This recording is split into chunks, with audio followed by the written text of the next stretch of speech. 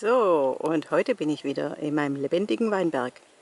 Alles ist ganz ruhig und auf den ersten Blick denkt man gar nicht, dass hier so viel Leben ist. Aber schaut mal hier unter das Blatt.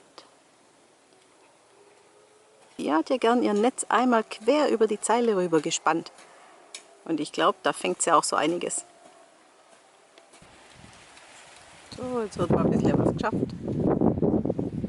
Bei dem Wind geht natürlich alles mal das Netz kaputt. Und dann muss sie wieder was machen. Und wenn ich hier reingehe, dann hat hier die Spinne ein Netz gebaut. Könnt ihr die sehen? Die Spinne sieht man. Die Spinnwebe kaum. Die sitzt hier und wartet, dass sich ein paar Fliegen reinverirren. Schönes Exemplar. Solange wir hier keinen Schutz suchen in der Hütte, hat die den ganzen Platz für sich.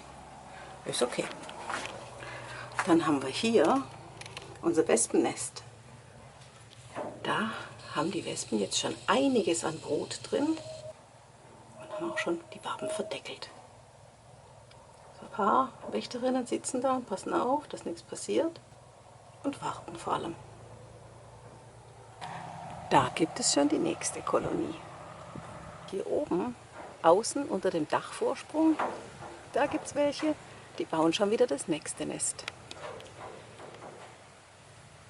Die sind emsig unterwegs und bauen erstmal aus so papierähnlicher Masse die neuen Waben.